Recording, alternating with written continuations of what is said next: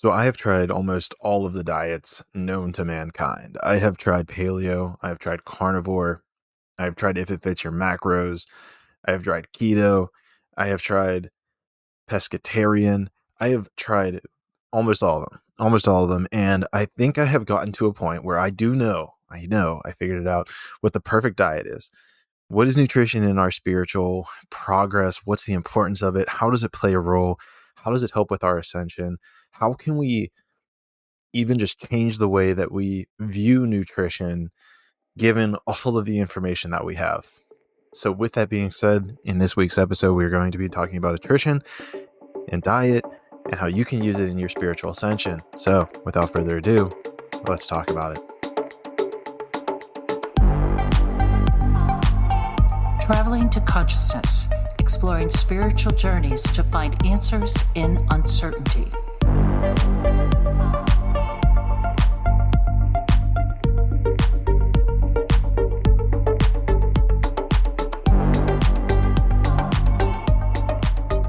What is up, conscious monkeys? Welcome back to another episode of Traveling to Consciousness. As always, I am your host, Clayton, and I guess this is actually a little bit more of a meta catch up with Clayton episode where we're actually going to more unpack almost pretty much my entire life up to this point in regards to nutrition and diet, because it is something that I have been very fascinated with in my life. And so I do also want to preface this that I'm not going to be putting in a lot of science, and I will touch on nutritional science at some point in this video whenever we discuss about the way that I view it as a human conscious level, if you will. I'm also going to mostly be breaking down mine. So if you're coming here for a scientific answer on nutrition, I'm just going to tell you right now, I don't have that for you. I am more going to be offering you my intuitive understanding and my progress in my life with it. So before we get into that, I do want to plug my merchandise. I have a shirt out there. It's so incredible. And quite frankly, even last night, I had a dream where people were buying the shirt and they loved it. So I don't know. I don't want to, it's kind of weird. I don't want to use that as like a plug, like, oh, my dream said that it was sick, so you guys should buy it too. But I will say that in my dreams last night that I saw friends of mine wearing the shirt and they were happy with it. So I can only imagine that that is a positive sentiment, and even more so they are wearing designs of the shirt that I haven't even put into physical creation yet. So part of me also believes that you guys want different designs as well, so I will be working on new designs that I have in my mind, that I saw in my dream, for you guys. And to add maybe another level to this, be aware that it does take about 2 weeks to ship. It's because it's a smaller production. I don't have a huge inventory, so please be patient. And it's gonna be an exercise in patience. So the more patient you are, the quicker that it will arrive. But I don't want to spend the entire time talking about how amazing the merchandise is. I do want to get into the core crux of our conversation today, which is nutrition and diet. Now, look, I'm going to take a step back and let's talk about young Clayton. Let's talk about where my whole journey started with nutrition and where then it became through this intersection of spirituality. Now, whenever I was in high school, whenever I was growing up, I didn't know jack squat about nutrition. I didn't. I really knew absolutely nothing. I knew less than nothing, if you will. And whenever I got to college, I actually met a guy who was very deep into nutrition and science and all the stuff. And it was a very potent accelerant, I believe, for my physical, nutritional growth, if you will. And shout out, Mike, if you're listening. I don't think you're listening, but that's a whole different conversation. So what we discovered and what we implemented a lot was if it fits your macros. And if you're not aware of it, the whole core concept is you would break it down into the macronutrients, which was fat, carbs, and protein. And you would say, hey, you'd start off with how many calories you wanted to eat, and then you would try to hit your macros, if you will. You would hit them. You would know how much fat to eat, how much protein to eat, how much carbs to eat. And this worked. Like, I have photos. I looked great physically. Like in terms of where I was at a physical perspective, I had six pack. Everything was good. 100%. No doubt in my mind that it physically worked. And then it became a lot. It honestly became a lot, having to plug in every single food that you ate. And if you were going to eat, you need to put it into your calculator, see if it was going to fit. It was a lot of physical effort. And that's ultimately what took a big toll on me. And I was like, there's got to be another way.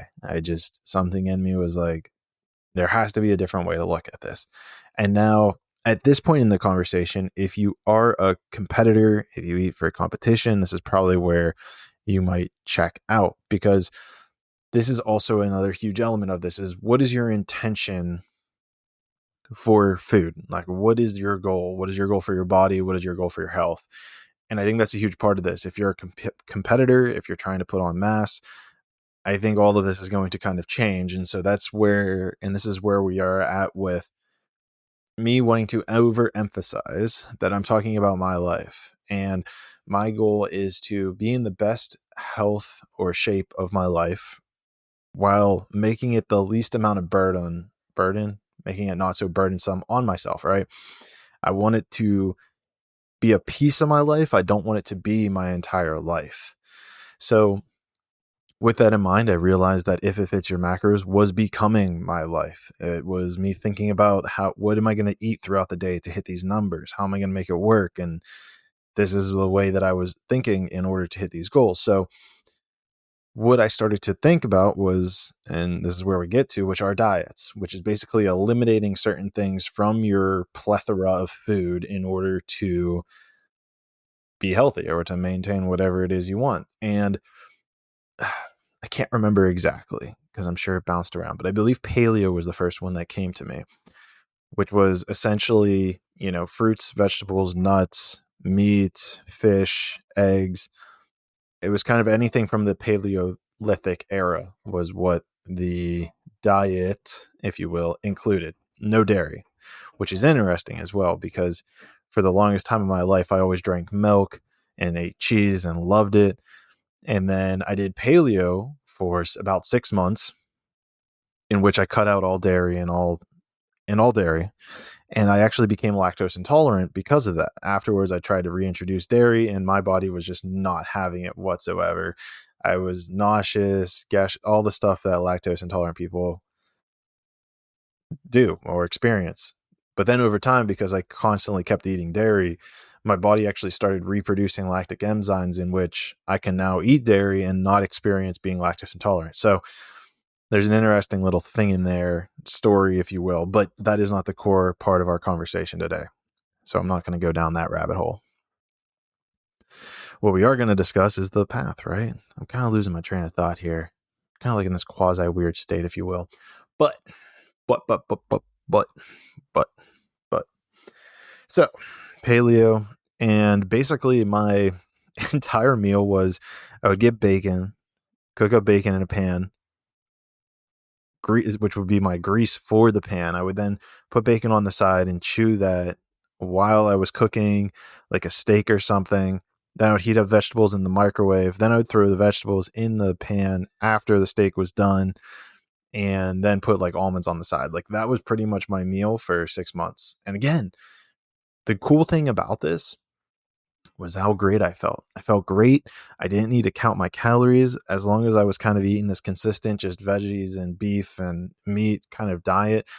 I will also put into this that I was still in college, so alcohol was very much a big part of my diet, which I just kind of took for granted because that was what, we American college kids had. Alcohol was in the diet.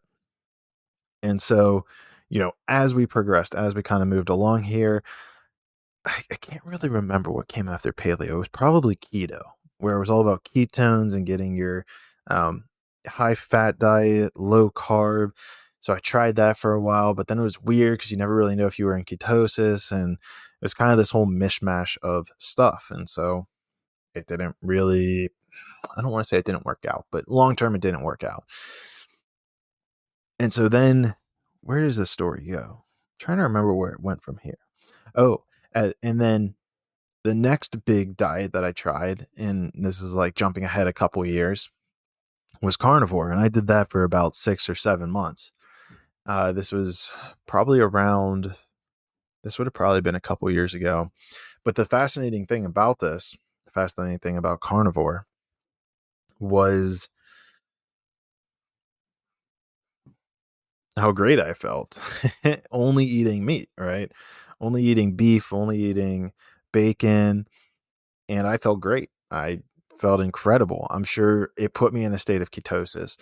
My nails, I remember telling people my nails like got super white, and I got a lot of kind of shit for it, if you will. People took that as a good opportunity to kind of, oh, your nails are white, blah blah blah. It was pretty funny. But but but it got to a point where I really couldn't go out and eat. The restriction that it brought into my life was that I couldn't go out to have dinner with people because it was very difficult. And I got to this point where it was like I'd have to ask, whoever was cooking, it was like, oh, if you have a side of beef, like just give me the beef, and it felt very limiting. Right. And again, it felt like the social aspect of my life where it was easier to me just stay home and not go get food. Or if people were going to a certain restaurant, I could only order a certain thing. And I felt like there was like this level of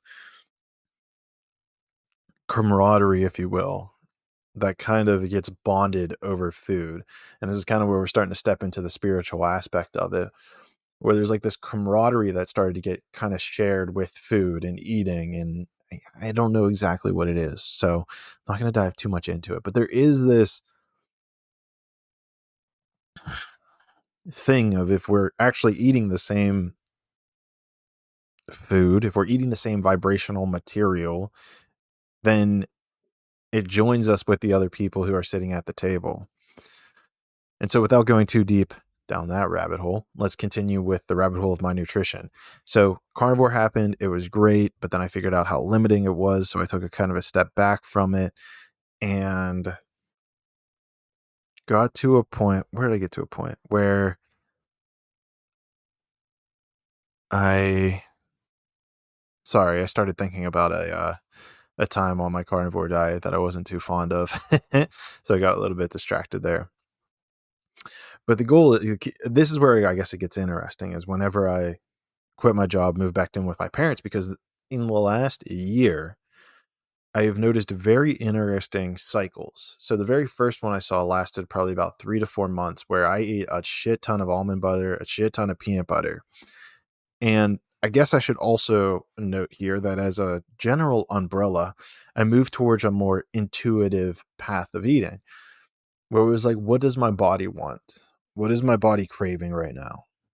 And just kind of go with it. Don't force anything. Don't overeat. Like, just, if my body is desiring a specific food, eat that. And I was like, okay, that seems like a pretty simple way to go about it. If I can just trust my intuition to tell me what would be the most nutritionally aligned thing for me. And so I did that path. And that's where I still am doing it today. But as the underpinnings is where it gets very fascinating, where for like the first 3 or 4 months, it was that peanut butter, it was almond butter, it was like me putting in bee pollen or honey with this like little peanut butter concoction that I was creating. And then that flowed into the next stage, which was kind of like this yogurt smoothie stage of, it was kind of like the cold thirst, I believe. If you're a human design, I really dove into that more. And I guess I'm still technically in that category, but the next stage was like the smoothie stage or yogurt, where I was then eating a lot more yogurt. I like got a shit ton of yogurt. I don't know how else to describe it. That lasted about 2 months. And now I've actually just transitioned into another stage where I'm very big on like fruits and salads. And so that has been the primary food that I've been eating. And don't get me wrong here. Whenever I say primary food, it's like 70 to 80% of my diet. The other 20% is pretty much junk food, if you will. But again, my body has been responding super well, because in my belief, that 80%, I'm trusting my intuition. Now, what does this mean for you? I teased this up at the beginning of what's the perfect diet. And I'm at a point right now where I believe that the perfect diet for you is whatever your body is craving. And where this gets interesting is kind of the connection between diet and science. Now, When we have scientific research, right, you have a wide body of people who do the study, who eat a certain food, who then report on how this food changed them. I'm sure there's a whole bunch of different biometric markers, body fat percentage, muscle mass, all that stuff.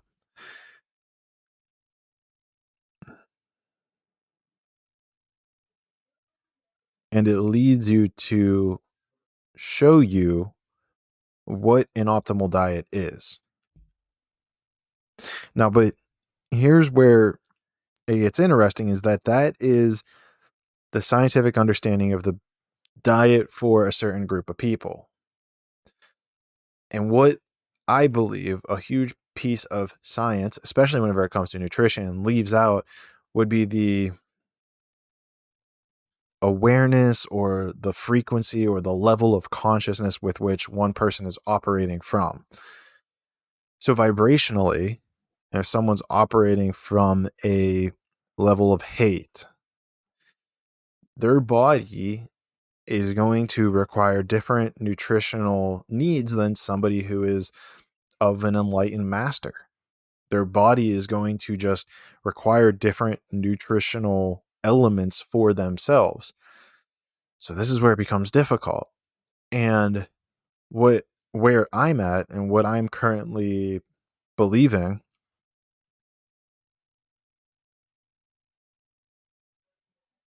actually a part of me, so here's an interesting thing with the word belief, is that there's still a little bit of doubt. What I know, let me start off with what I know. What I know is that I have a specific level of consciousness that I'm operating from. And of course it's limited. I'm by no means perfect. But the point is that my level of consciousness is always rising. And I believe we know that there's a baseline average of level of consciousness for everybody else on the planet, right? So if you take mine, you sum it up with every other person on the planet, and we take the average of it, there's going to be a vibration that weeds out of it, right? Like whether it's, and I believe we're transitioning from 3 to 4th density, or also known as like intuition to love. So if everybody was making decisions out of love, we would be operating from like a love-based consciousness. I don't think we're at that point yet, unfortunately, but the point is that I am even just doing my best to operate from the energy of love the best I can. And I believe that it's, well, I'm doing the best I can. And I think that everyone else is, of course, doing the best they can. However, they're not all making decisions from the energy of love. Why? Because I know that I'm not even able to do that. I'm doing better. Don't get me wrong. I'm doing better every single day. But the point that I'm trying to bring up here is its connection to nutrition, which is this. We've seen study time and time again showing us that our diet almost is changing. At least you can find studies that show you that a high carb diet is good for you. You can find studies that show you that a high fat diet is good for you. Now, that also brings into the question the legitimacy of these studies. Are there nefarious actors? Who's paying for these studies to occur? Of course, that is definitely and certainly a point of concern and something that we should all pay attention to whenever looking at studies. But again, I want to take a step back. Let's take a step back and look at it from a higher perspective, which is as that baseline average of human consciousness evolves or ascends or gets of a higher vibrational frequency, then the diet of the average person is going to change and transform and transcend. And personally, as I see this throughout my life, especially the last year, certainly more so even in the last year, as I've even dove deeper into this spiritual rabbit hole, this spiritual chaos. I mean, I guess it's not chaotic. It's crazy. It's a wild thing. I can only imagine that by following my intuition, it's leading me to different foods that I need at a certain time. And that is very much why I'm now at this point of like fruits and vegetables seem to be like this high priority list, which is crazy to me because if you would have brought this up to me, you know, 2-3 years ago, I'd have been like, dude, I'm not going to eat only a fruit and vegetable diet. Like, that's insane. But I'm noticing that my muscle mass is staying on, which again, I completely agree is absolutely crazy, because all scientific literature will say that you need to get in protein. I weigh 200 pounds, so I need to have 200 grams of protein in a certain day. And that was a lie. I'm actually at about 220 right now. So only echoing my point more is that I need to be doing X, Y, and Z in order to maintain my muscle. But I don't know what to tell you. My muscle's still here. And I have not been eating anywhere near that amount of protein whatsoever. I promise you that. So I am in this state of not really knowing what to do with it. The best that I can offer you is to follow your intuition. So do that. Just follow your intuition and take it in with love. That is honestly the best diet that I can give you. Now, I know scientifically that's not going to line up, but I'm sure you could find any sort of science or study that you want that's going to validate your belief system. If you look up, I'm sure you could look on fruit. I'm sure I could Google right now. I swear I have never done this before. I'm actually going to do this right in here. Do it live, right? People gain muscle mass on fruit only diet, because I would bet fruit is like 99% sugar, right? Um, I'm sure there's a little bit of fiber. Fruitarian muscle building, more than just fruit. Let me see here.